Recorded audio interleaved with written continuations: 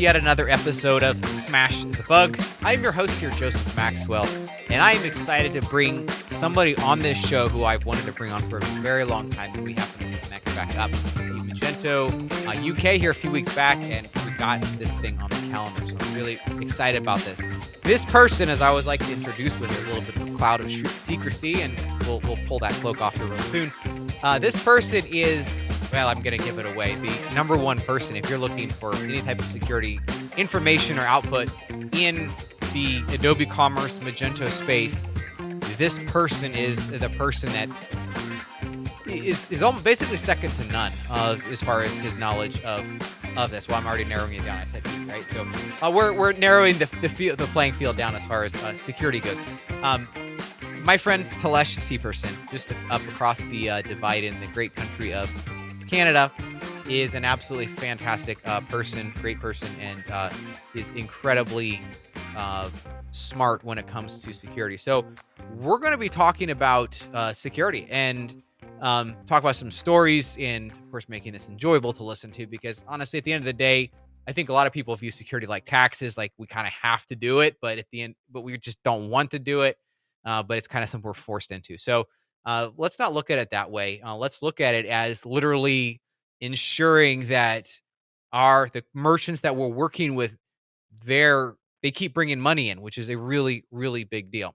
And so without further ado, I welcome Talesh. Thank you for joining here, my friend. It's good to have you on. Thank you for having me, and that was an incredibly kind intro. I appreciate it. Well, I think it's well deserved. That's why I would say it. So, like I say, let me just say this: there's a couple of people who have really cut out a name for themselves in different sectors of Yes. the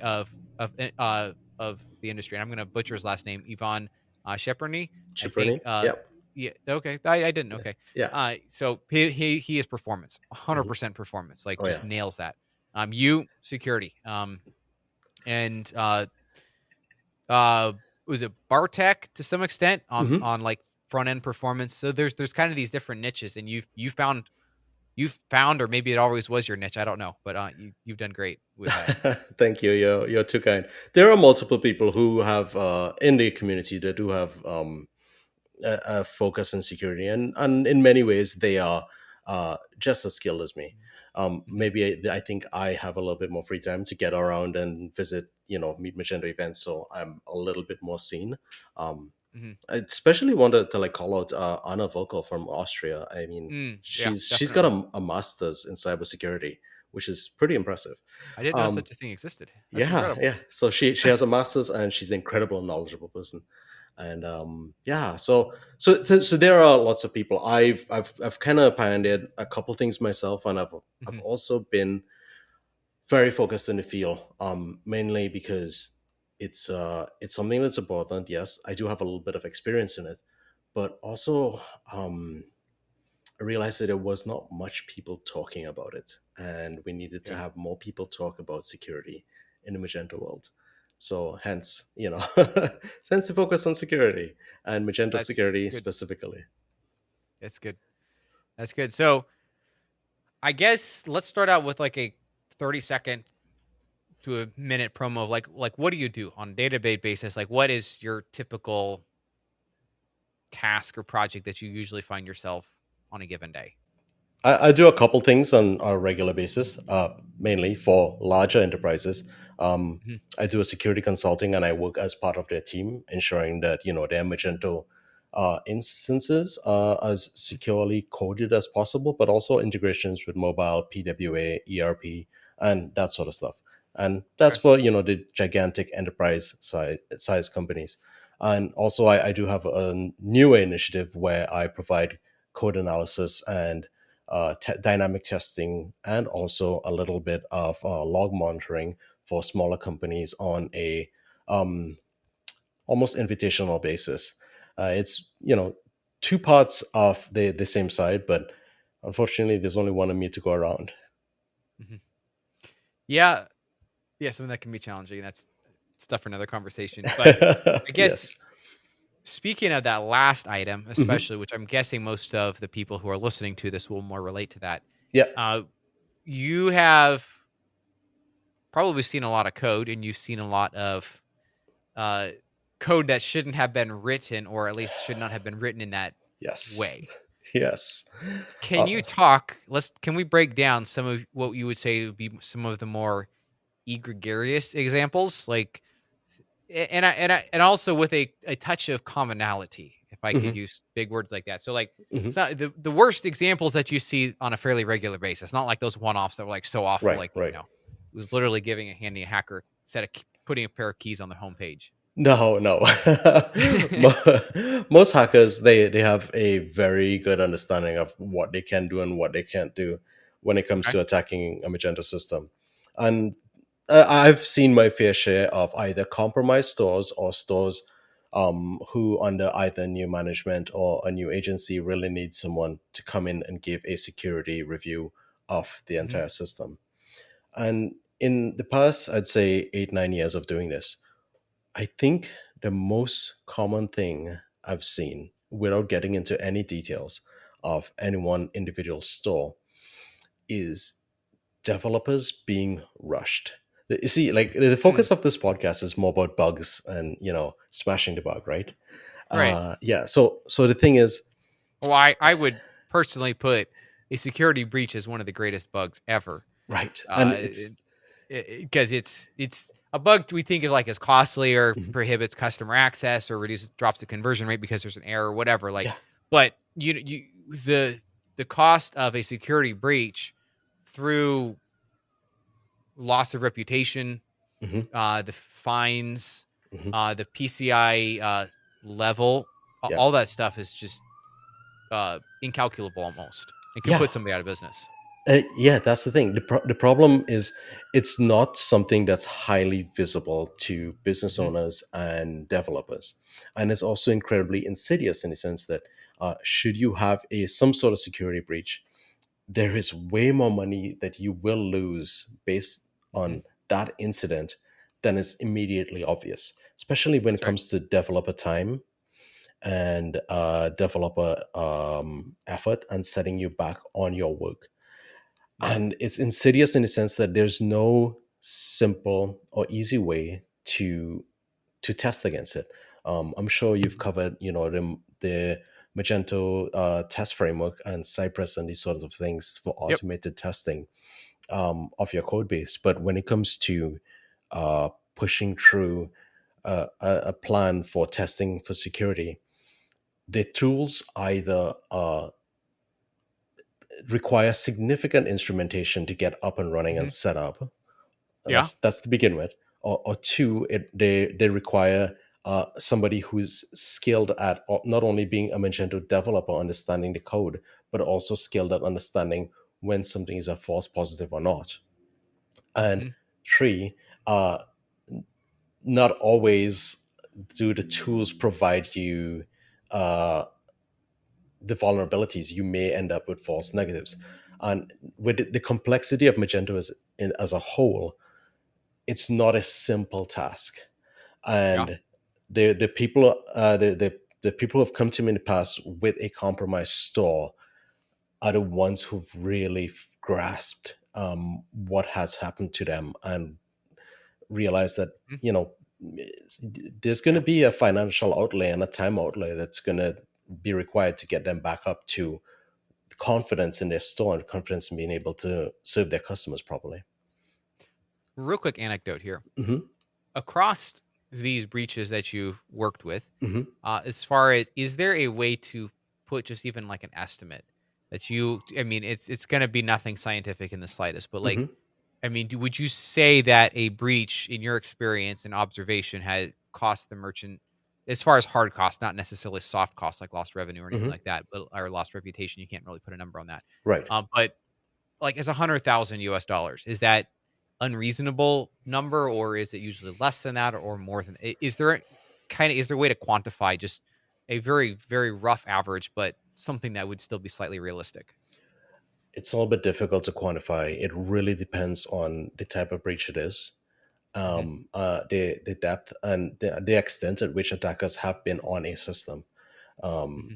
in the time, in I guess. yeah. So sometimes some companies have been breached for multiple months, up to close to a year. I have come across one case, and remediation required a lot more rewriting, re-architecting, ripping out some extensions which caused the compromise, and Mm, that sort of process takes a significant amount of time. But here's a kicker: that was a relatively smaller store mhm. compared to other breaches I've worked with, where the attacker was in for maybe a couple of weeks or at most, and the fix was well, something maybe we'll get to a little bit later. The fix was actually a configuration issue.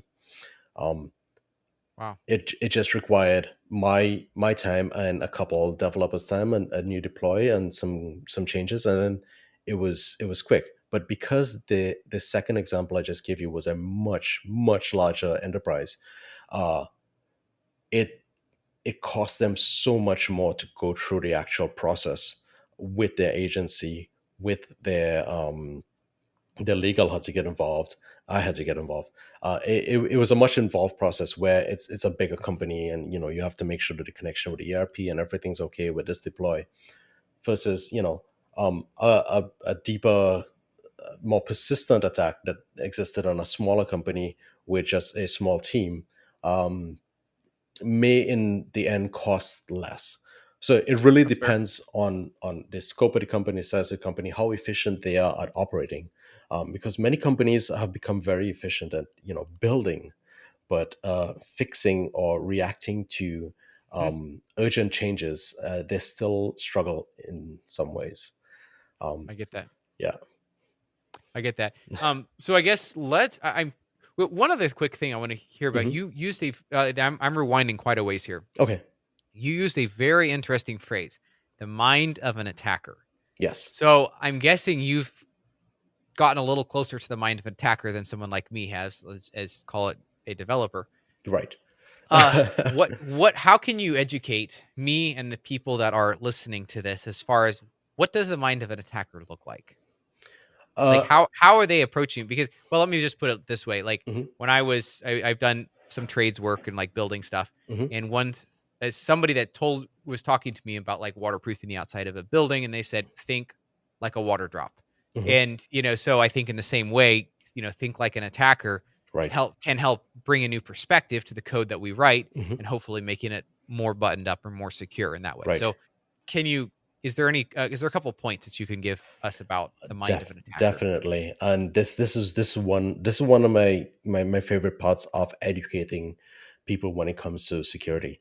Um, no site in the world is unhackable. And I think I've said Mhm. this multiple times, and maybe there's photos of me on Twitter with this plaster behind me. No site is unhackable. You can't make your site unhackable. The moment someone comes to me and says their site's unhackable, I just do that, that cartoon whistling, walking away because I know what's coming next. Um, Yeah. what hackers want is to get access to credit cards and addresses and identities in as great bulk as possible and as cheaply as possible. So when you consider that, your Mhm. goal is not to make your site absolutely impenetrable.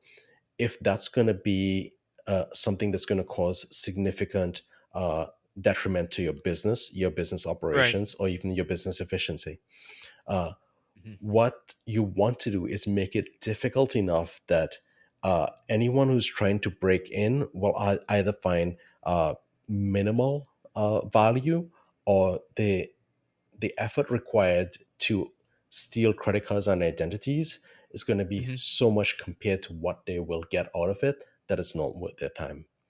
And Interesting. Okay. the quickest way is to make sure that you're not susceptible to uh, I call them drive-by attacks, but it's basically automated attacks. Um, Mhm. the very simplest of things, keeping your Magento instance up to date, is the baseline, but also keeping all your extensions up to date. I've found that recently, in I'd say the last 2 to 3 years, because I've been doing this for about 7, 8 years now, Mhm. probably longer. I can't remember. And in the last 2 to 3 years, most compromises come from extensions, and the hackers automatically can tell if you're running certain types of extensions, Yep. and they can automatically tell if you're running an outdated version of those types of extensions, which Hmm. known vulnerabilities exist. So you want to get off of that base level where automated scans of your site will reveal that you're running older code. And many merchants and development agencies do not realize how powerful just that little bit is. Uh, how powerful it is to have a relationship with your extension vendor and knowing when they're releasing new versions and keeping up to date on the extension versions.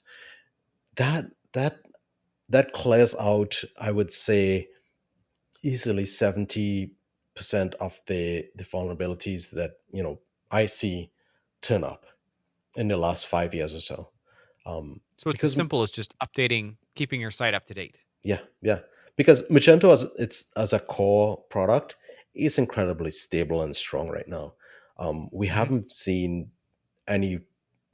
I think only in the last year I've seen one exploit being running around the world, but even that's very limited in scope compared to the sort of attacks we've seen in 7 8 years ago. In very much the same way when people talk about PHP being a rubbish language, and you have to remind them, like, look, you're thinking about PHP in 2006, 2007, That's and right. maybe before. That's right. You know, Yep. Magento 2 now is pretty solid. And if anyone's talking about Magento being hacked or Magento having holes, it's like you're talking about Magento 2.0 or 2.1 or Magento 1.5 or something, because in the last little bit it has been pretty solid. So Well, it's the same argument for WordPress, right? I mean, mhm, I think yeah, what my understanding is, I have experience with it, but WordPress core is quite solid. It's yeah, quite secure. yeah, It's just when you put crappy extensions on there and then they're not updated, or yeah, just, I guess it doesn't matter in some yeah, of those extensions, then it just leaves it wide open and right. it's going to get hacked out. And there's no automated way to update your extensions in Magento that I know of, and that makes sense. Uh, Yeah. you know, There used to be. yeah, There used to be, I there think. used to be, but Composer, and the use of Composer has been Hmm. incredibly helpful, and Yeah. you know, getting that flow and that process and prioritizing it within an organization sometimes is an uphill battle, because business wants to see new features, they want to see changes, they want a fresh new look, they want the exciting things that increase the bottom line. And many times the maintenance and the chore of updating or doing security in any way, shape, or form seems to cut into that unnecessarily. That's And right.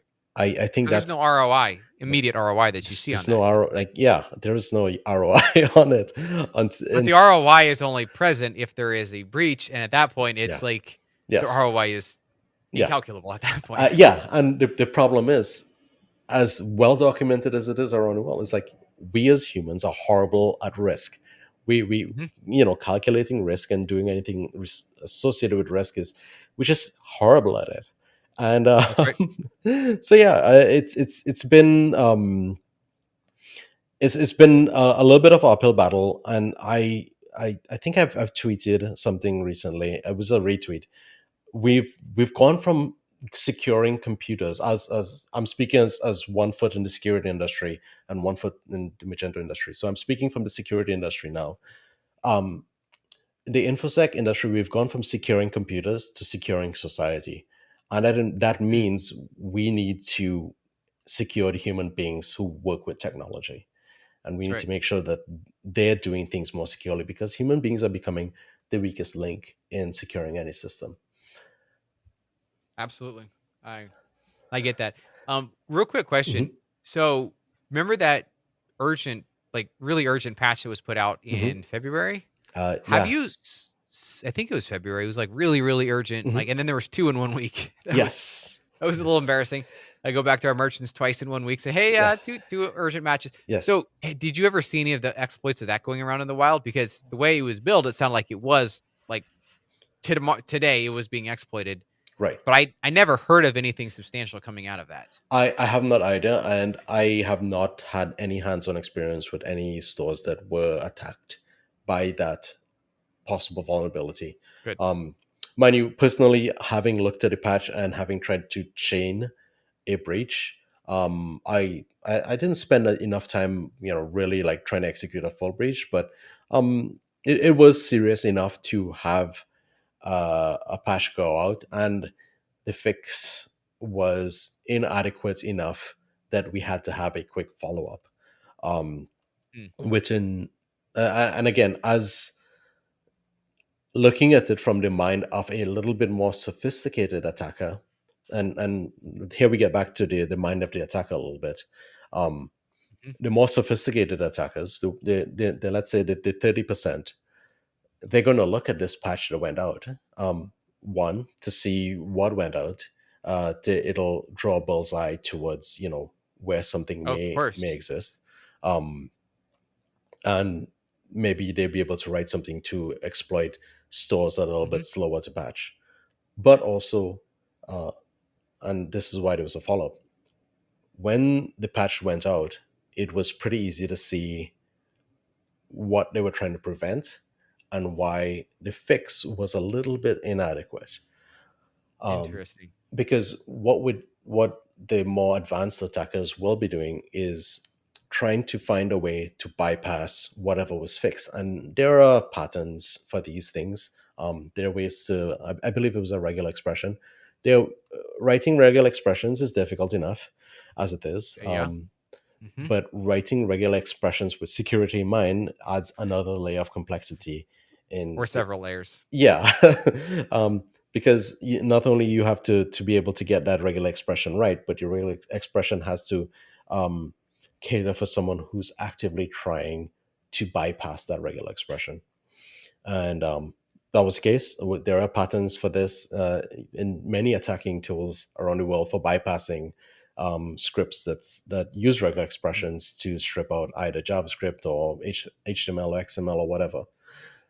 So so yeah, they from what I understand, the actual patch that went out was required. I haven't seen it being exploited on the wall, or I have not put my hands on a system that was exploited from that. And the quick follow up patch was very absolutely necessary. Interesting. Interesting. That makes a lot of Yeah. sense. Okay. Well, that's good. I'm glad to hear that. Again, I haven't heard either that it was like a massive. What was that? Oh, was it Magecart? Was it Magecart? There was an attack a couple years ago that was actively and immediately in Mhm. 2018, 2019. That I think those Magento One stores. I think. Magecart's It, very old right now. Like right now, the word Magecart itself has come to mean something that's much larger than Magento in the security yeah. world. Yes, Um, for sure. yeah, so the very concept, and this is probably not the best reputation that the very concept of using um, an attack to skim credit cards and Yep. personally identifiable information off a website has come to be known as a mage cart attack in the security world. Um, I've seen people talk about mage cart attacks against WooCommerce and that sort of thing. Um, it's kind of Right. become its own thing. Uh, I'm not sure if this is one of the reasons why Adobe pushed to rename from Magento to Adobe Commerce, but I'm not involved in those sorts of discussions and uh, sorts of things. But I get that. yeah, Yeah. so MageCart itself, the original MageCart is very old, no longer an issue for Magento stores, but um, the meaning of the word has evolved, unfortunately, to mean something a little bit more general. Hmm. Okay. That's yeah. That's interesting. So, looks like we got about 5 minutes left. I Mhm. do you have a story you can pack into that time A that 5 minute story. oh, Um, I put well, listen. If you were able to pull off a talk at Meet Magento I keep saying New York, UK in I yeah. don't know, was it less than 24 hours of preparation, Yes. maybe less than that. So, Yes. I have full confidence you can do something in five. Give me a story in 5 minutes. Okay. Yeah. Not exactly 5 minutes, but something like I'll try my best. that. Okay. There was someone who wrote a letter once and they said I'm gonna write you a long letter because I don't have time to write you a short one. But There you go. 5 minute stories will be difficult. I think one of my most memorable breaches that I've had to deal with was a store that actually came back a second time. Mm. I had worked with them in the past. I'd say around, let me get my years right. It was around 2015, 2016. I did an analysis for them on a breach and trying to do a little bit of cleanup on the Magento version they were running there. Hmm. And it was, nothing glamorous. It was something incredibly simple. The merchant had multiple agencies work on his store over the course of the years that it's been alive, and an old agency had left a user on there with a reused password, and that password was compromised in the admin on a different store somewhere, I don't know. But the attackers were able to, hit the admin and try to log in with a user, and they got in. And from that point in time, they were able to Wow. escalate privileges and get access to the store, which you'd think would be an incredibly embarrassing thing to have associated with that user. That user is currently Hmm. part of my personal scans that I use when I bring a client on. Um, Oh, nice. and Okay. I'll never reveal who it is or which company it is, but Right. I do meet that person on occasion, and I have to be very. I never reveal I'll who say. it is. I never really reveal who it is, and I have to not Good. discuss Yeah. security with them. Um, so yeah, so Wow. that was the Well, most. right there, a basic password manager goes a long way so that Yeah, you have a different password for every site. I mean, I yeah. think that should be common sense by now. And this store actually came back to me about 3 years later with another concern. And the good news is, it was just a concern. It was not a breach. They had something that they updated and they were concerned about it. And when I took a Mm. look at what happened, it was just a file was rewritten inadvertently, and they actually were very good in the fact that they implemented everything that I said, which does not always happen. The ones who Of usually course come not. back Yeah. after 2 or 3 years, they haven't implemented everything I said. But this store had implemented everything I said, and I recommend it. And they just had, they were very proactive about this minor concern. One thing I can tell Fantastic. you is I have never encountered a store that was breached with a username of SwiftOtter anywhere on Okay. it. Good. So Okay. so I hope there's it stays that way. yep, there is that little bit of uh, Okay. advocacy for SwiftOtter. It's like I've never encountered your domain or anything on any store I've seen that's breached. Good. Good. I'm glad. One quick question, Hmm. kind of follow along with that. What is the value? Is it a high level of value or not to have IP whitelisted the admin area? So only people from specific Hmm. IPs, like a VPN or something, Yeah. can access. Does that Um, cut down on a significant number of breach yeah. access points there? Is that like, I do believe that's a recommendation by Magento/Adobe, that you either have the admin IP restricted or behind a VPN.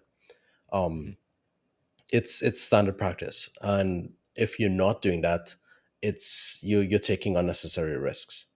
absolutely. I totally understand in the day and age of the pandemic, you have developers and or admins working for multiple IP Mhm, addresses, and it's hard to enforce that sort of thing. But there are patterns to solve that, either using a VPN that you could trust, or mhm, internal VPN from your office, or something called a Bastion server, where users need to connect through that server to connect to your Magento system.